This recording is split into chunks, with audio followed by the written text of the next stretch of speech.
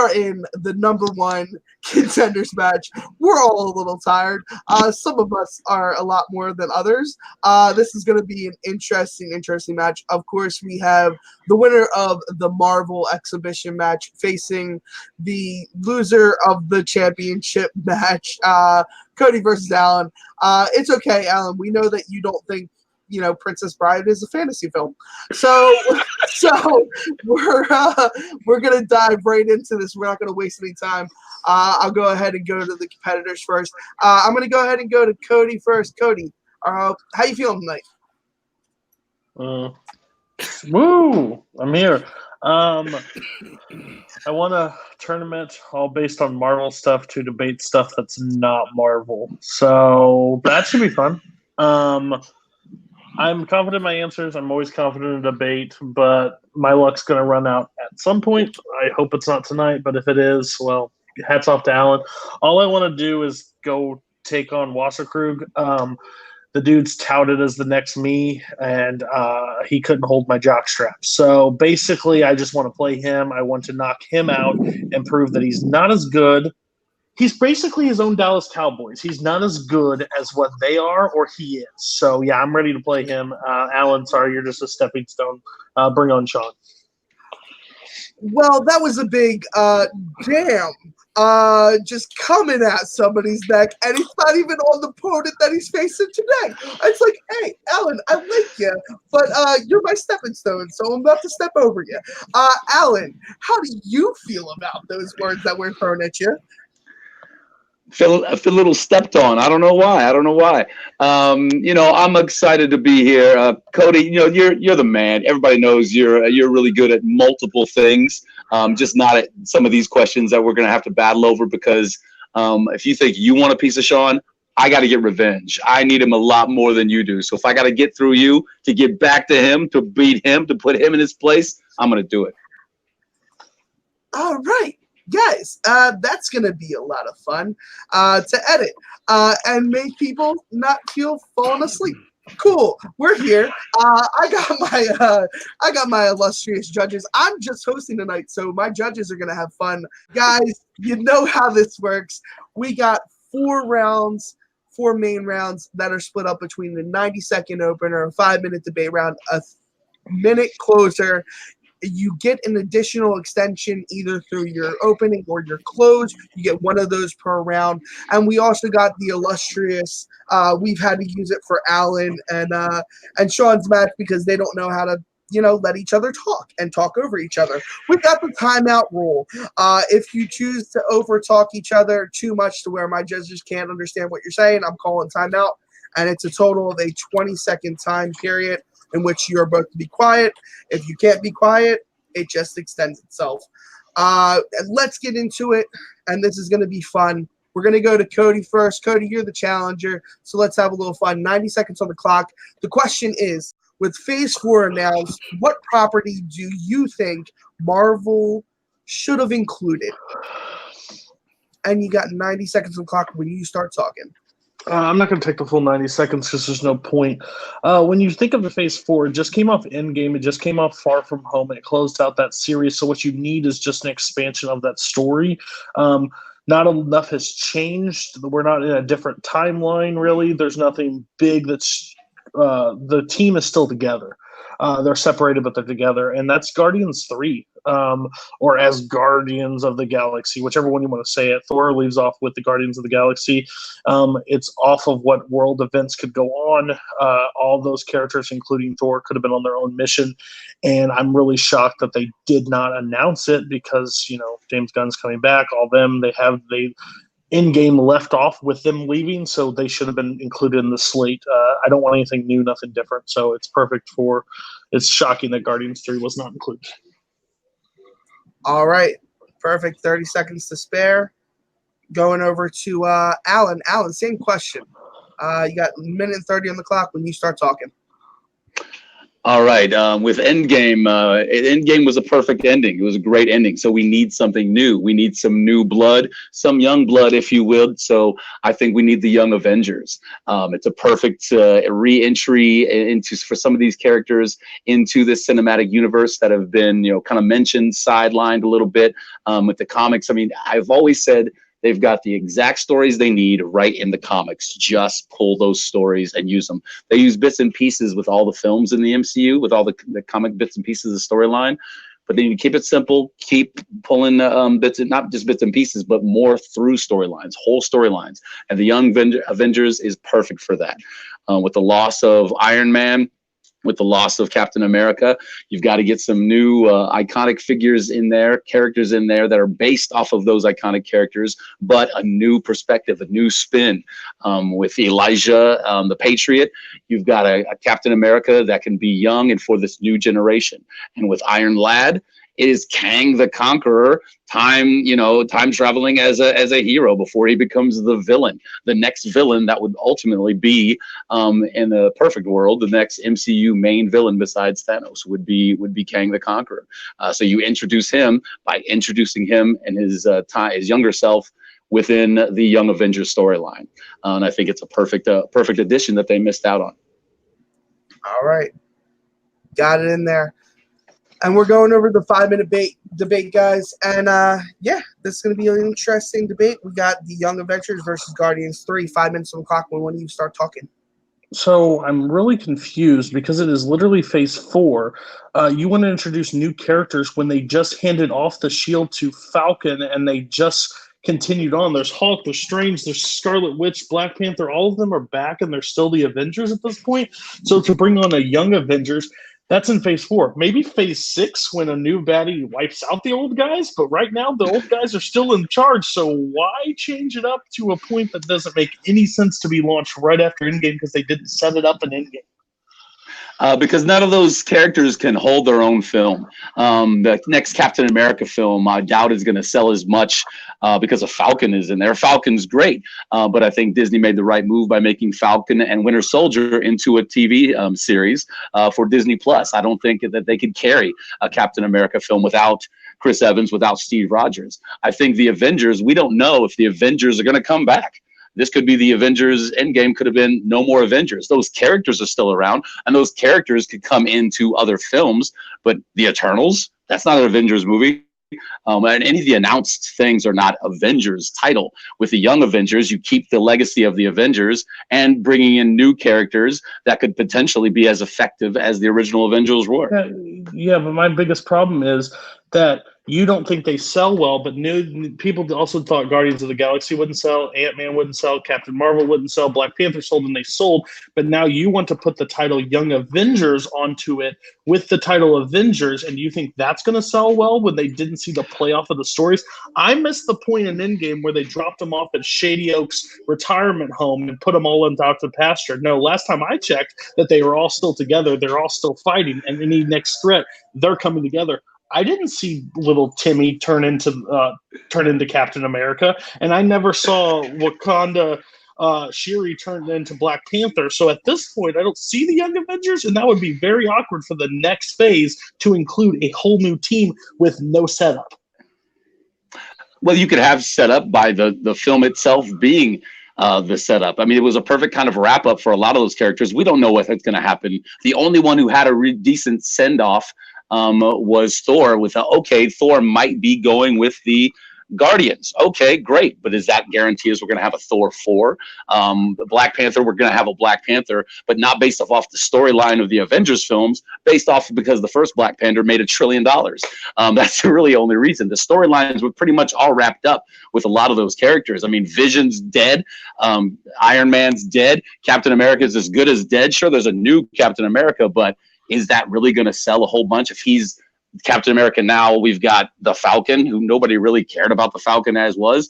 If you're going to take a risk, as they did with Guardians of the Galaxy, as they did with Ant-Man, with characters that people didn't know, why not do it with Young Avengers? At least you get the name recognition with the Avengers and a lot of awesome characters. You've got an African-American Captain America figure coming into play who has history with how he got his powers within the Marvel storyline. It's just kind of a perfect fit. I don't want a breakdown of synopsis of characters. What I'm basically asking, this is Phase 4. This isn't Phase in the future. You're saying right after Endgame and after Far From Home that even Peter just had to deal with the death of Iron Man. Now you want to say, hey, we're good. We're going to move on. And I'm really confused that you say a lot of those stories are wrapped up. Last time I checked, most of them came flying out of a portal and barely got any screen time and anything to get caught up on the last 5 years that they missed here on Earth. We don't know what Wakanda looks like. We don't look like what classic things are changing since they've been gone. We don't get Strange. You want Scarlet Witch and Strange to go away? They've got a great new movie coming. I'm just so confused why Young Avengers introduce to confuse the general public with characters that we don't know when we have the characters we love and want to see more of them.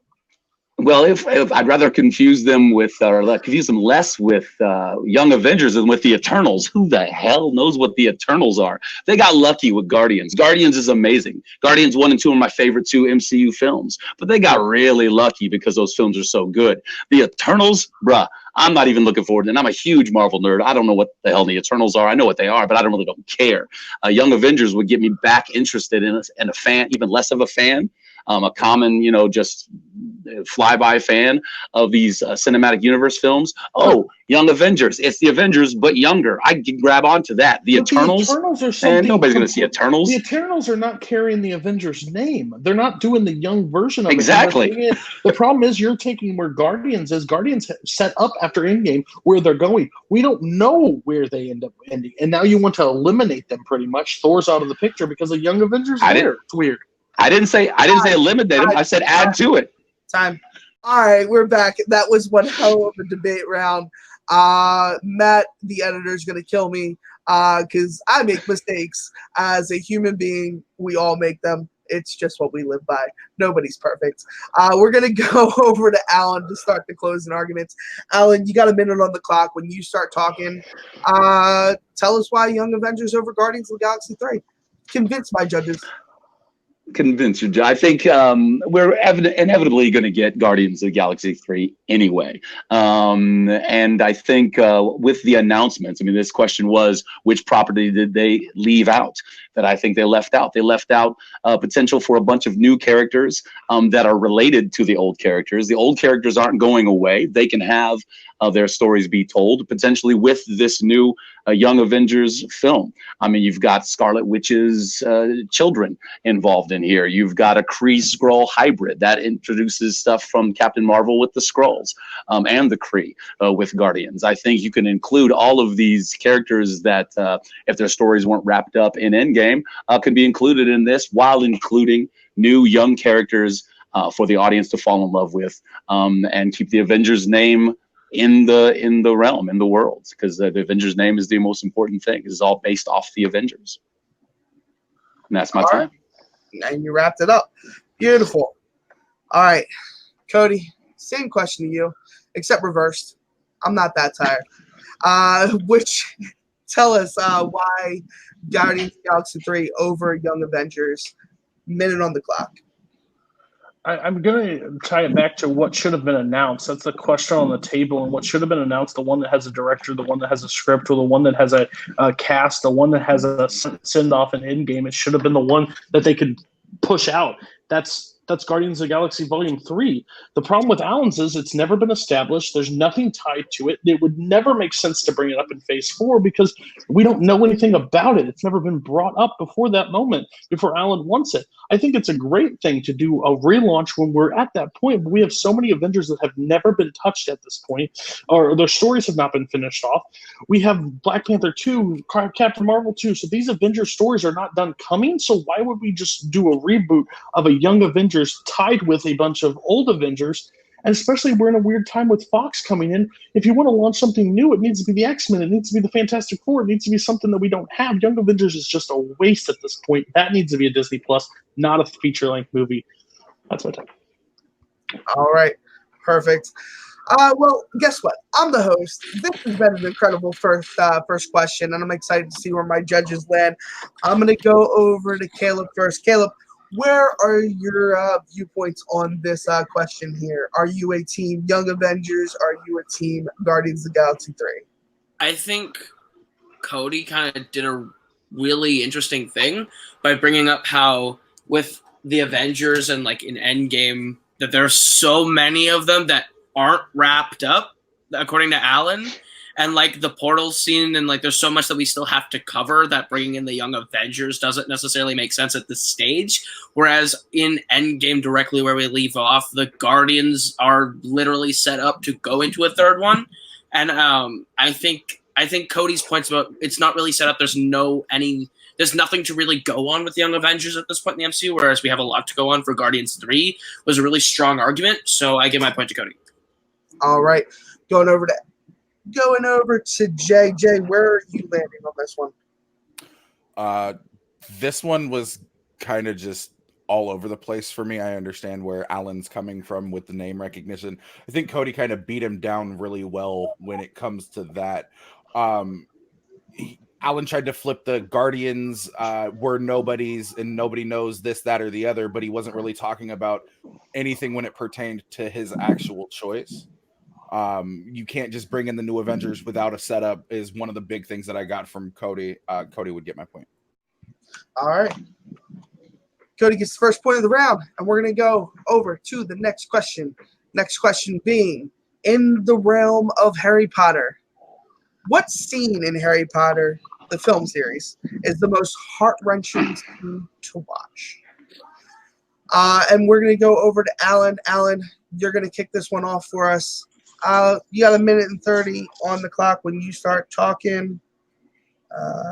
When you start talking, tell us which scene did you go with?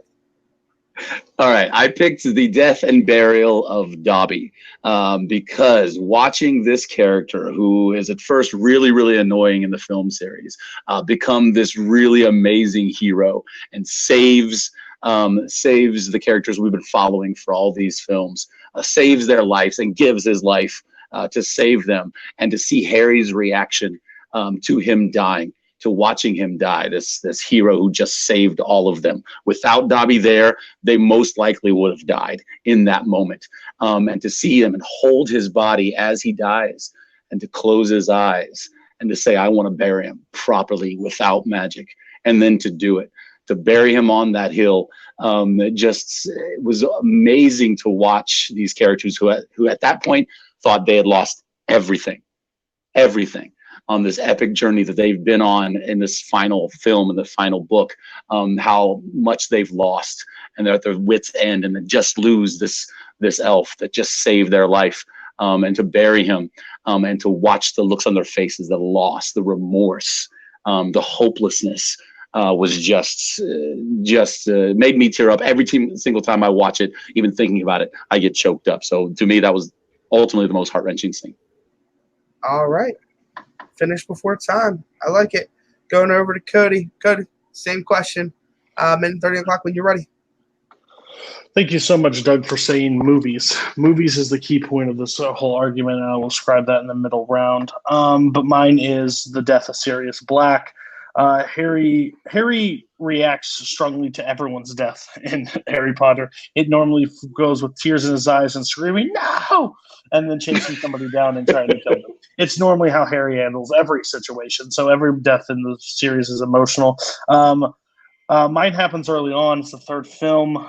It's the fifth film. It's Order of the Phoenix, and to be killed by somebody that just doesn't care at all of what he just lost, a person that Harry has clung to try to find another fatherly influence in this world that he's living after his father got taken from him. So he uses, he sees Sirius die right in front of him, and he knows he can't stop it, and he sees him just drift away. And it's so heartbreaking because he tries to run after her and tries to do something, but he knows he can't even do anything at that point.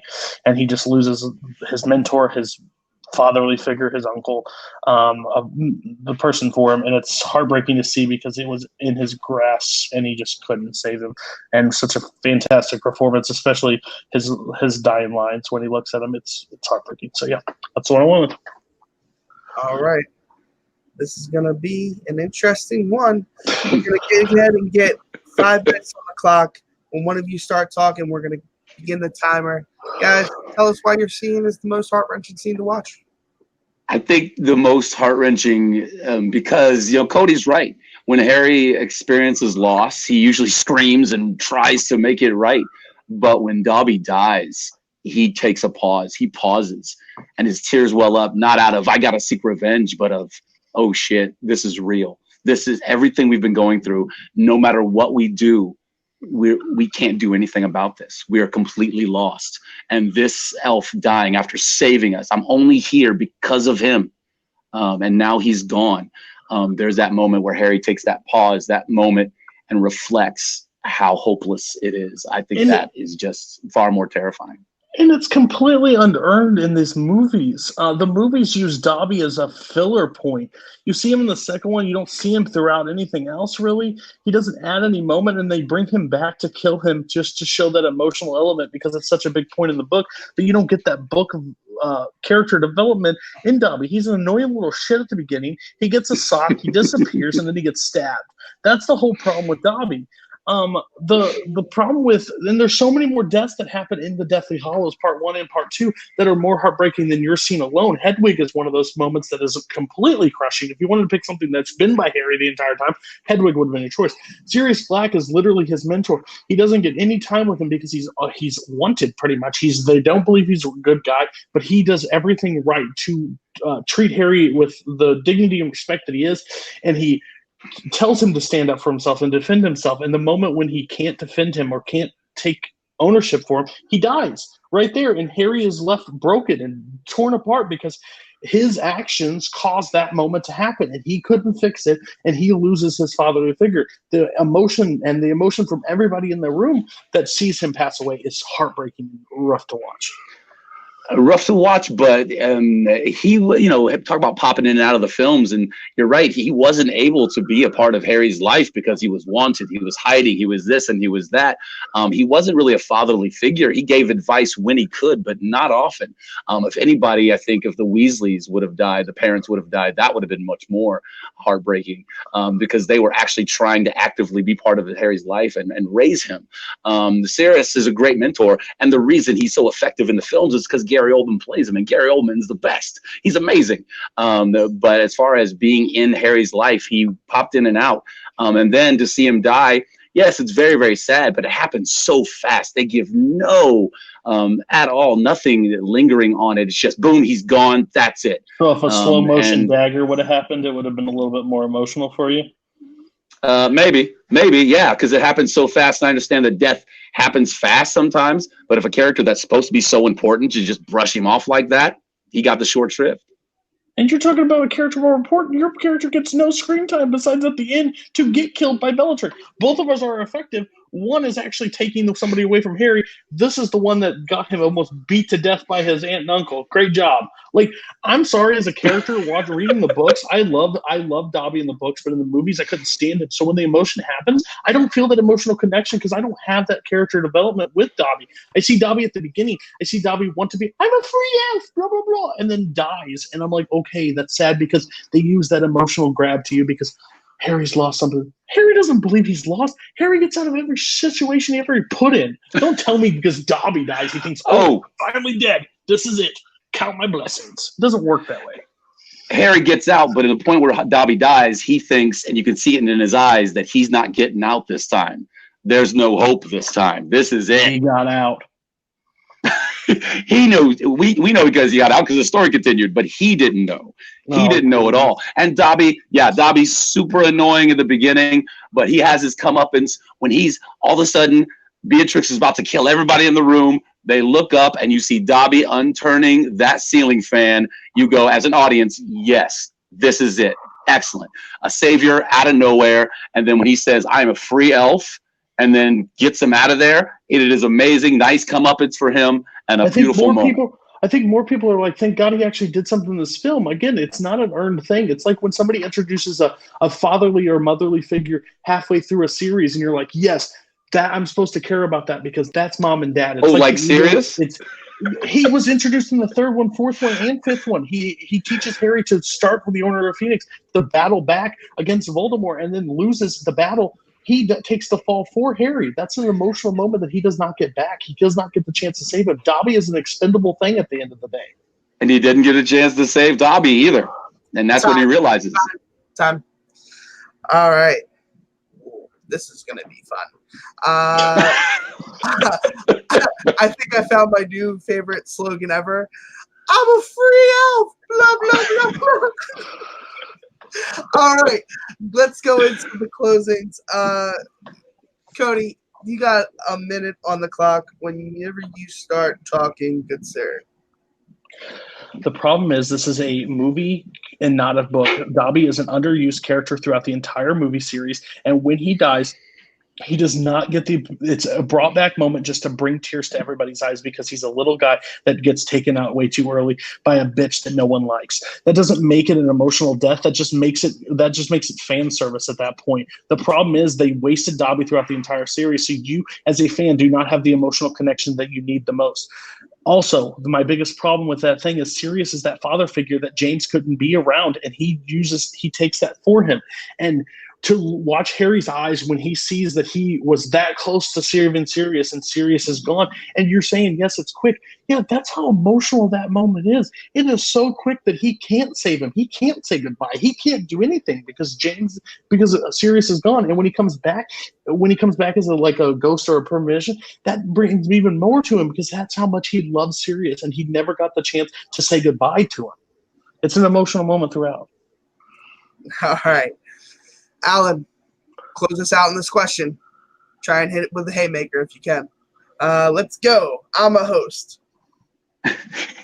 I don't know how they can. They would just put him in to bring tears to people's eyes if he's not emotionally connected throughout the entire series. He is connected throughout the entire series. Dobby is a stalwart figurehead in that second film. They bring him in. He has a very specific role to play, and then he fulfills it in a very amazing way.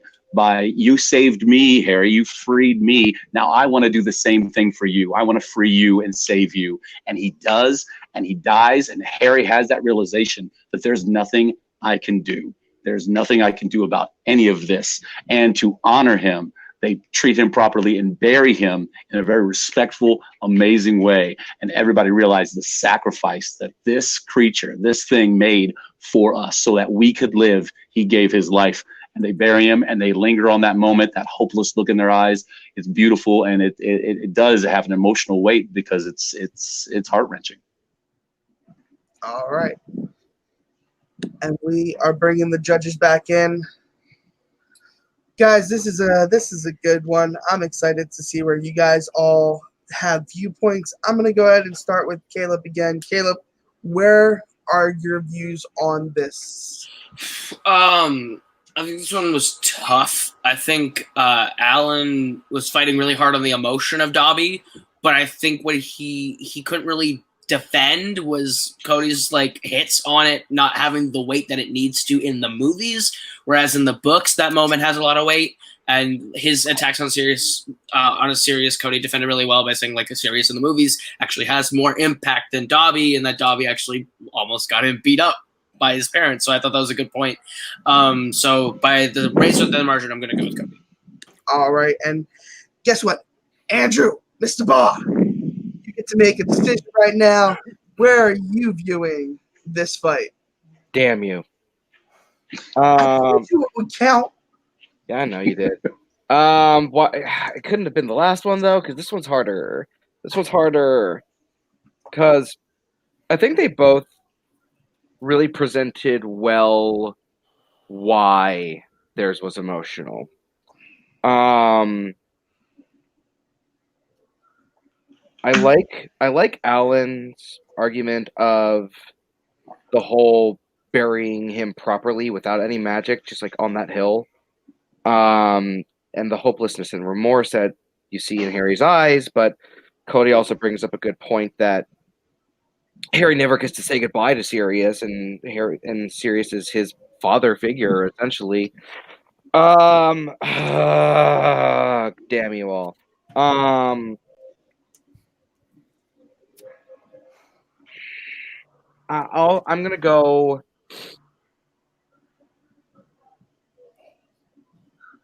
I'm gonna go with Alan on this one. As Ko said, by a razor thin margin. All right.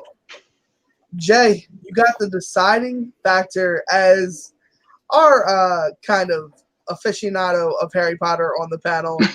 How did you see this fight? Were there haymakers thrown? Were there jabs thrown? Did somebody get a knockout? You let me know. There were some really good arguments made on both sides. Alan, I love your opening. You really got me. I'm not gonna lie. In the book, it is one of the most soul-crushing things on page to read.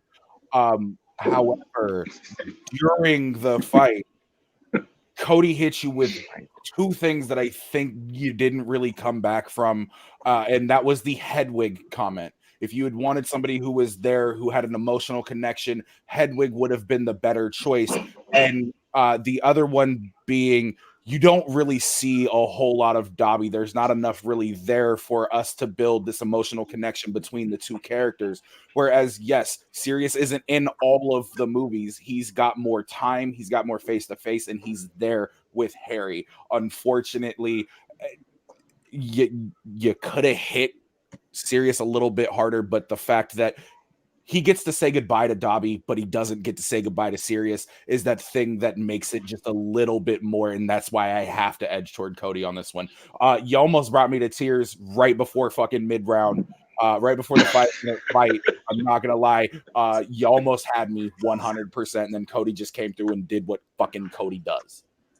All right, Cody doing what Cody does. Well, guess what? Cody gets to open this next question, and that next question comes from the DC branch of Nerd Fights, and that is, what property should be made into an exclusive DC Universe show / movie? Cody, minute and 30 on the clock. You know how it works. You're a champion in other leagues. Go ahead. I'll let you do your thing. I'm going Dick Grayson. Bring me Nightwing. I think Nightwing is a perfect character to bring into the DC whatever the fuck they're doing. They're doing a bunch of spinoffs. They're doing a bunch of like, this doesn't matter and this doesn't matter and hey, this might not matter. The one character that might matter, maybe matter, it could be the Batman. I don't know. But I think Dick Grayson in his own movie as Nightwing, not needing Batman, would be a perfect thing. I think that is a character that has been abused, underused, disrespected throughout the entire thing is Robin switching over to Nightwing. I mean, the best Robin one that we have is from the Lego Batman movie, and that's just disgusting to say. So what I want is literally a character in his own movie as Nightwing, not needing Batman, not needing anything, pissed off from Batman, deciding to be his own person and being able to kick ass. I believe this could be like a perfect like John Wick style of Nightwing, just beating folks down. I think he would be a perfect character for that. I just am so sick of the traditional, like, it's got to be Batman, it's got to be Robin, it's got to be this character. I want something different. I want something fresh. And this has been teased for years at this point. Give me Nightwing. I don't care if it's a TV show and I don't care if it's a movie, but I think it would work best as a movie. So yes, bring me Nightwing. All right. Finishing it up beforehand. Going over to Alan. Alan, same question to you, good sir. Yeah, let us know. You know how it works. You've been to a championship match once. You got this. The character that DC needs is Dr. Fate. He's got one of the coolest costumes. He looks amazing. Magic worked in the MCU with Doctor Strange, so magic can work just as well with the DCEU, DCU, whatever they're calling it, and bring me Dr. Fate. Give me Kit Nelson. Give me Dr. Fate. It could be an amazing TV show, amazing film that will run expectations, just blow past all these expectations of all these DC fans and give them what they need. What they maybe they even didn't know what they need. They need Dr. Fate. That's it. So we got 5 minutes on the board. Yeah, this is gonna be fun. Nightwing, Dr. Fate. I'm excited to see what you guys talk about. 5 minutes on the board. Hey, just to let you know, Dr. Fate looks like a giant dildo. I'm just going to throw it out there right now. With his helmet and everything, he looks like a massive penis. And I'm not interested in that character. The problem is right now, the DCU doesn't know who they are. And the character, Dick Grayson, tied into Nightwing, known as Robin, can work. Dr. Fate, I'm sorry, you said Doctor Strange, they worked in MCU. People there's a very mixed population on Doctor Strange. People love it or hate it. They don't like the character because he's too close. And I'm sorry, the giant gold dildo that is Dr. Fate would be a very weird character to be a solo movie based on. He would work best as the MCU used him as a side character like they used for Doctor Strange. And that's what they're doing in the new one too. They're bringing Scarlet Witch in, so he's not solo anymore. That's the problem with Dr. Fate. Doctor Strange is still getting a sequel with his name in the title, so there you go. So he worked. He made money. He was a integral part in. He's part of the MCU. We argue about Doctor Strange of the MCU. Doctor Fate has all that potential, and I'm sorry if he looks like a dildo, he can match Nightwing's vagina on his chest. I mean, come on, we're gonna go there. We can go there.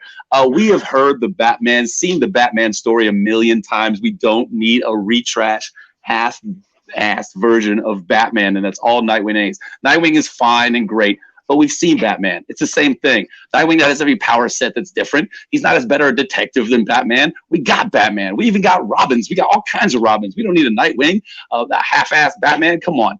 Nightwing is done. We don't need Nightwing. We've got the Batman story. Dr. Fate, we don't have that story. We don't have that magic element in that story, in the DCEU, in the TV shows, in the movies, or anything. So we need it. I get it. You say you need it. That's later in life. That doesn't mean where they're going right now. They need to cling to something that's actually sellable. Dr. Fate is not sellable at this point. The problem is that you say there's a problem with Batman and there's just a retread of Batman and they use Batman. That's the problem. Nightwing is actually a character that would be fresh and different. He's Batman. He doesn't. No, he's not. He's Batman. He's not the Caped Crusader. That's the problem that we're all facing. That we've not been able to use Robin to his full potential, and in a solo movie that doesn't have Batman involved in it, he's doing his own thing. He's not the world's greatest detective. That's not what Nightwing is. Dr. Fate would just be a ripoff of what Doctor Strange is with a giant gold helmet. I don't want to see that. They tried to do that mystic art stuff or whatever in Suicide Squad. It didn't pay off well, and I don't want to see a guy with magician powers go into the thing that they can't get normal stories. They can't get a normal Batman out. So I'd rather than not try to do the mystic arts because it wouldn't work.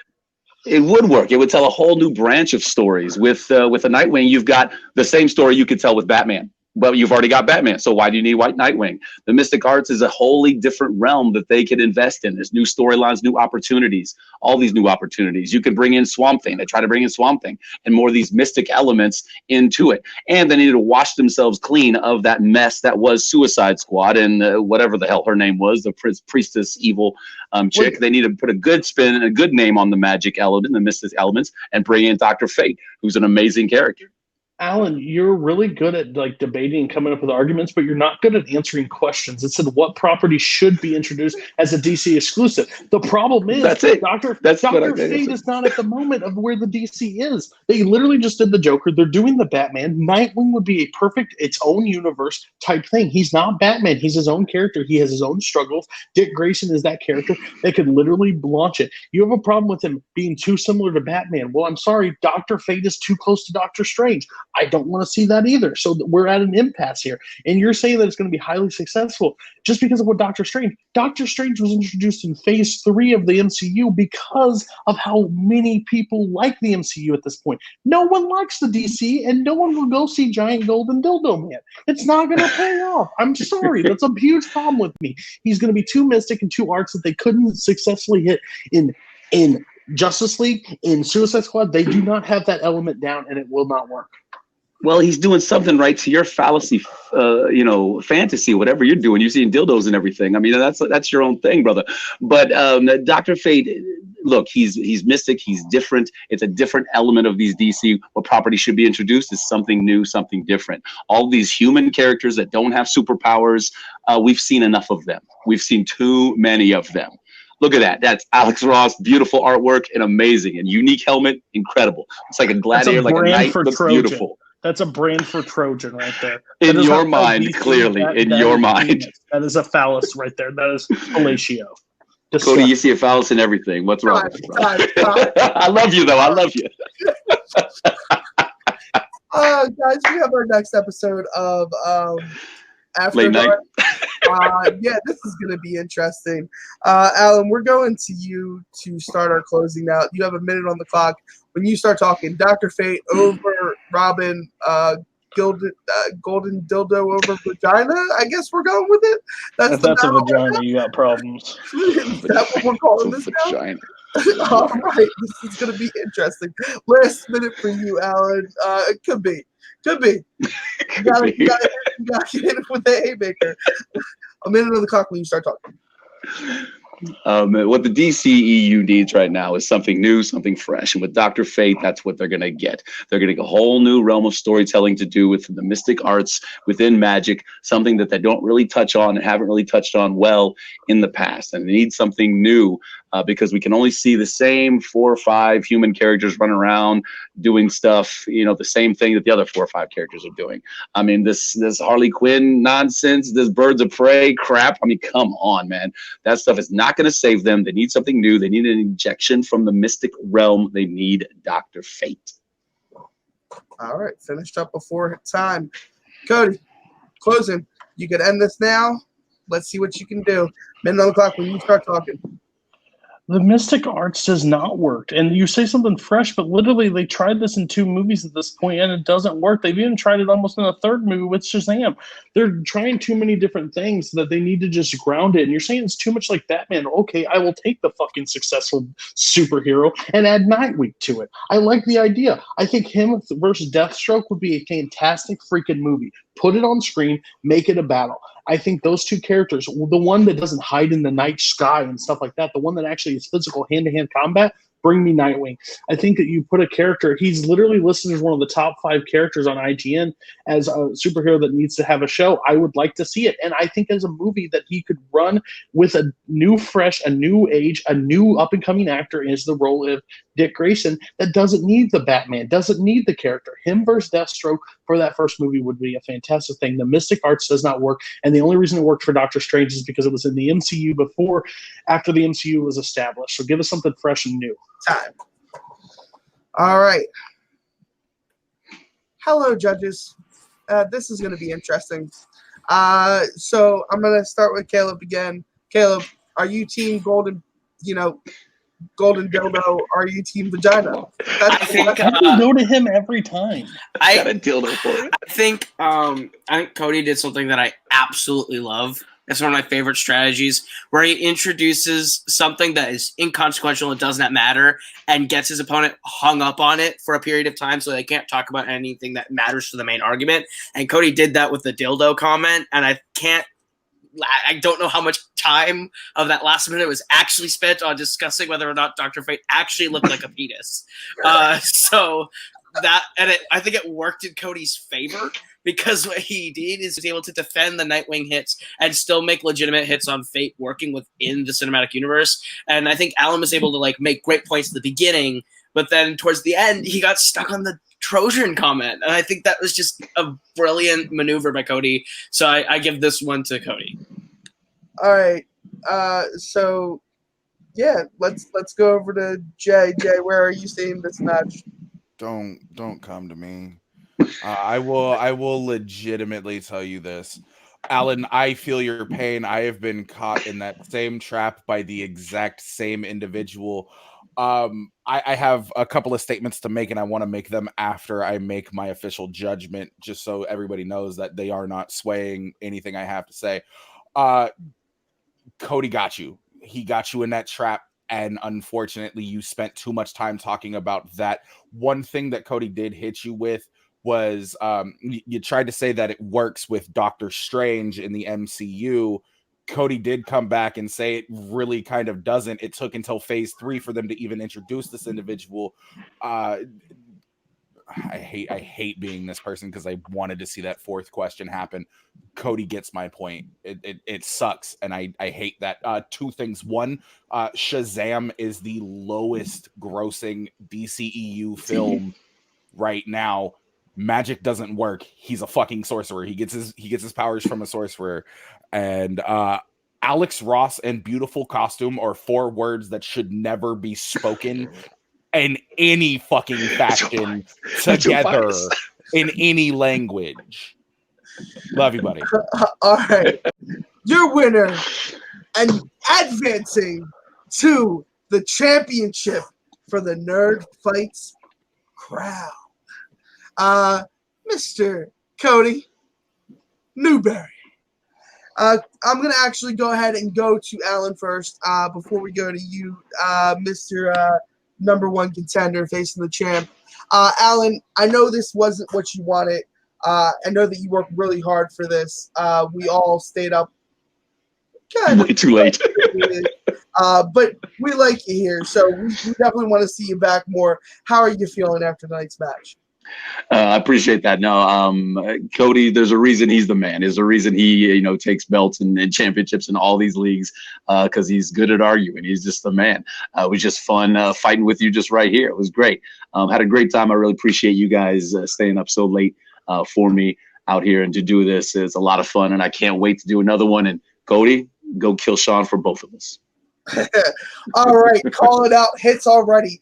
I'm gonna go over to Cody. Cody, I know that you're winning belts. That's you're literally Cody belt winning of debates, Newberry. You're just taking belts, taking names. I won't trademark that nickname, but thanks. I'm Put it on a t-shirt. we're putting on golden dildos on t-shirts. That's it. That's No, what let's we're not doing. do that. We're doing that. Yikes, hard No. lemonade for me, sir. Anyway, No. What was the actual question? The question is, how do you think you did tonight overall? I know that you ended up with the walk away. You really can't improve on a KO. How are you feeling getting ready to go against Sean? So tonight was fine. There are areas that I need to improve on, and I know that. I know it's a KO. I think Alan did a really good job, honestly. But like, I really do need to work on some things. I leave some stuff exposed and I present things that I don't need to. So, and you as a question writer, we've had this conversation before. Anything can happen. But you keep saying champion. And that's a funny word that you keep throwing around for Sean Wassercrew. The last time I checked, the top debaters weren't in that tournament. And the problem that being, he is a paper champion. So, oh man, I don't know. I guess it's because you said champion. Someone magically appeared. Paper that's champion, fine. huh? No, it's 100% paper champion because the problem is Doug's hat decided who was in that tournament. You were one of the chosen few. Congratulations. But the person that has won the championships, the one that has actually been in more championship matches, was not in that tournament. I had to win a solo tournament to actually get a shot at this belt, which I think is amusing and funny. Sean, I have a lot of respect for you. I think you're a great guy to talk movies with. The problem with it is debating. I don't think you're ready. Sean. You're touted as the next great thing, the next big thing in this league. Well, you were just like all the other Cowboy fans. You call Super Bowl in week 3 when there's a week 4 to play. So let me tell you, prep hard. You're going to get the advantage because you're the champion. I already know what's going to happen. I know you're going to get more questions than me in the championship match, so pick them carefully. But at the end of the day, when you lose and you pick out an argument right now in your head why you lost that match, complain to the judges why you lost because there was some tactic that I used that's below the belt. Go ahead, pick it out so that you can use it in your post-match when you're saying, when's my automatic rematch? Because a real champion defends the belt, doesn't just hold it. So you beat Alan, which I beat Alan. So I think we're on even footing right now. I couldn't agree with you more on the part of being even footing. I can't argue about you not being in the tournament. I didn't have that choice. I got put with who I got put with. And what did I do? I demolished everybody. And so you can't knock me for who I had to play against. I didn't choose who I played against. I got thrown in front of people and I knocked them down. And I knew I was going to play you. Alan's a great competitor, but I know who you are. I know what you're capable of. So I knew when I logged on tonight, I was going to be talking to you. And so I'm ready, and we're going to be meeting each other in another match for another belt. So get used to this. Like Joker and Batman, we're just destined to do this forever. All right. I've had enough of my name being thrown in the dirt. Listen here. Listen. I didn't say Doug. I know, but y'all. Oh, Sean, champion. Cool. Let's make this happen. Well, listen. This is going to be interesting. I'm excited to watch this happen. It's fireworks bound to happen. Two people that are hot-tempered and pretty good at debates with their words. Anyway, guys, I'm excited for this match. I know that you guys are excited to face each other. Everything set aside. Let's get this going. We'll talk about it. Anyway, guys, I'm going to take them off screen before they start yelling at each other again, so I can't talk. And I'm going to talk. You've watched it here, the #1 contender match. I hope you're ready for this championship match because it's about to go down. And as always, guys, nerds keep fighting.